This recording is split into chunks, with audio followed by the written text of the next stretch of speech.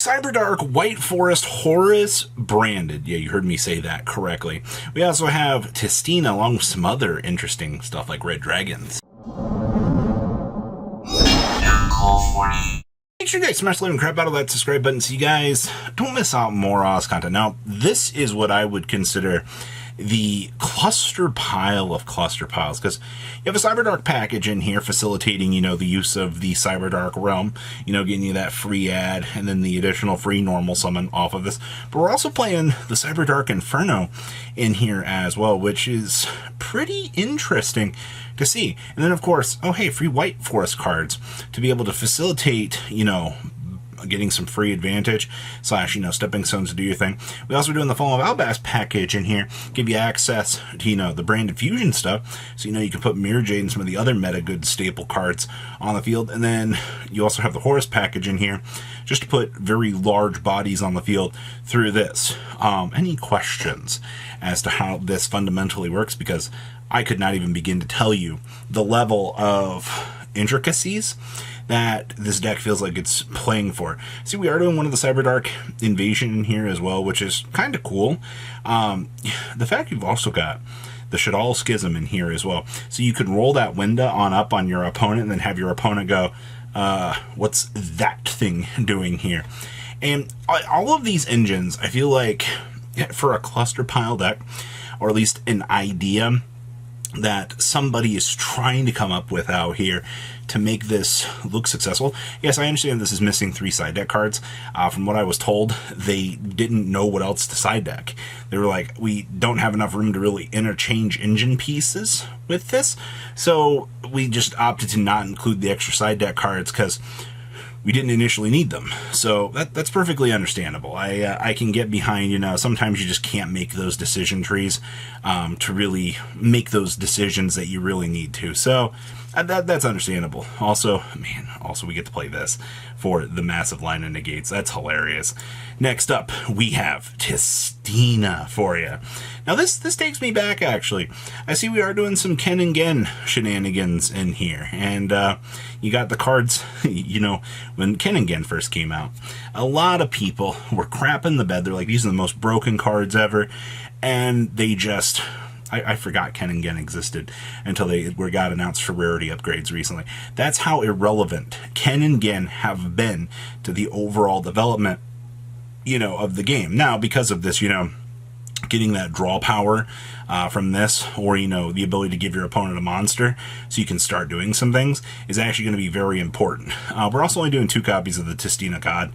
I think this is fine because Demigod ends up filling pretty much a majority of the slots that you need to for it. Triple Breath, 2 Domain. I also feel like this is pretty normal at this point. And then, of course, triple play. So I also, the best looking one in my opinion, Tainted. Poor card is just a straight one of, a lot of people weren't even wanting to look at this card. It is, I know it is a QCR.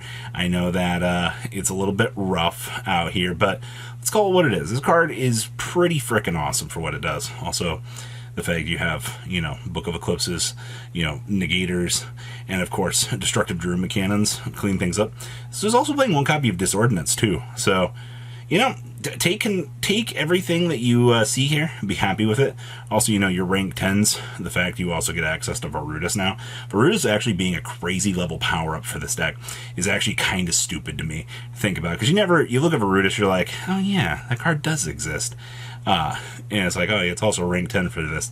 I can definitely tell you I wasn't thinking Tistina and Varudus in the same deck. But you know what? Extra sauce that you can actually throw around with. But if you're a Tistina main, hey, good news. You finally are making some progress out here. It took forever. Ooh, this is a lot of trap cards, actually. Holy crap. This is kind of different than what I was initially expecting. When I first saw Red Dragon Archfiend, Turbo, you don't think about playing 21 trap cards in here. That's not typically your go-to here. I do see, we do have the triple needle stealing in here, which, have we really reached the point that, this is free? I guess, Red Rising is a free comeback, if you need to. But, I mean, I don't know. This is cute. You get a free board clear with this. And also, because considering this is like more of a localized style of environment that this came from, you got to think about out here that you can just let your opponent extend through all of their pieces and then jam them with the needle ceiling. You know, like your trap cards actually have purposes in this. I also love the Fiendish Golem that, you know, can toggle actually into the Fiendish Chain. You know, initially, I didn't think anybody in here would wanting or be looking at this, but like having Fiendish Chain back in the meta is kind of fun. It's one of the coolest things I liked about this arc was like older-ish staple cards you could just kind of throw back into these decks and be able to use was always so cool. Also, hope for skill drain. Hope that, you know, you can still play this deck after everything is said and done. You know, you're not even going into like the super big guys. Like a Hot Red Dragon Archfiend Abyss is like the biggest thing you got.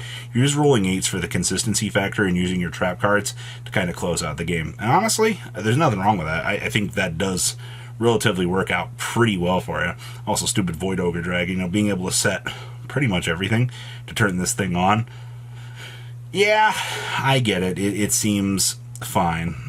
Wow, this looks like something you would expect for like a rogue tournament, but okay. Ooh, we have more Exodia for you. Now, I have been avidly watching as much Exodia content as I can, because this deck is so funny to see the ideas that you've got people going. I mean, the latest innovations I saw out here was pretty much a majority of the Exodia community were all like, yeah, just shove in Spooky Dogwood and just go up to like 30, 40,000 life points and just kill your opponent with the Exodia. Like, that was exactly what you need to do. You have 30,000 attack points on the Exodia. Nobody's surviving that, unless your opponent has a negate to stop this thing from gaining the attack points. But then, you know, that's a story for another day. I do see we are doing one copy of the Fiend Reflection in here.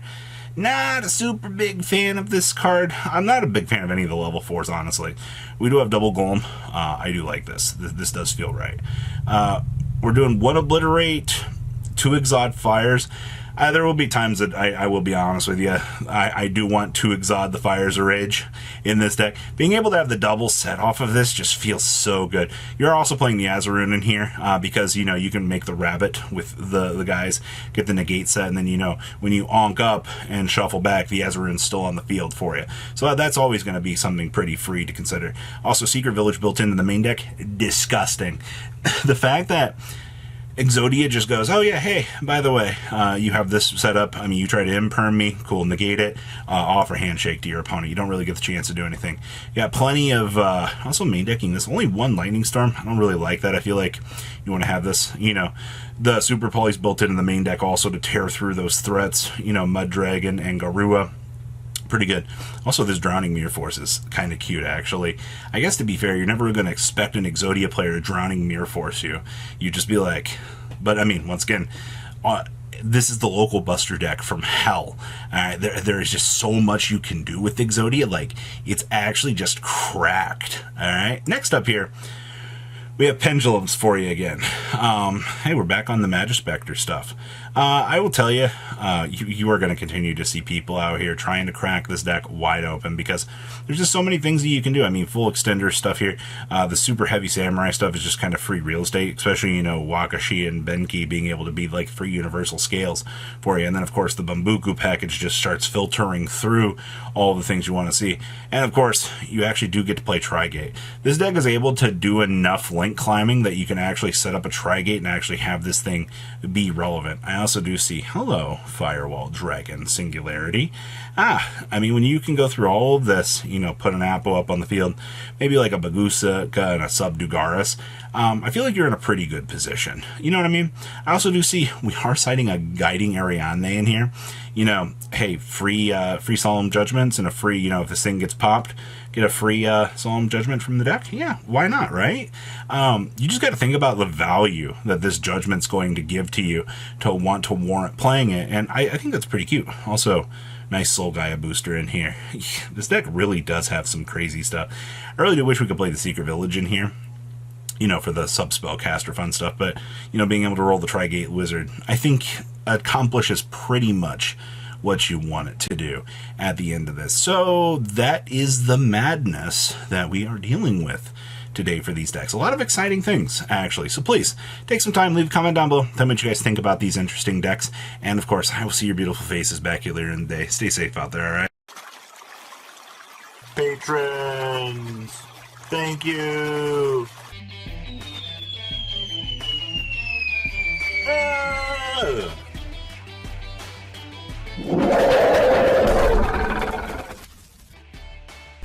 Thank you so much for watching. Check out these other videos.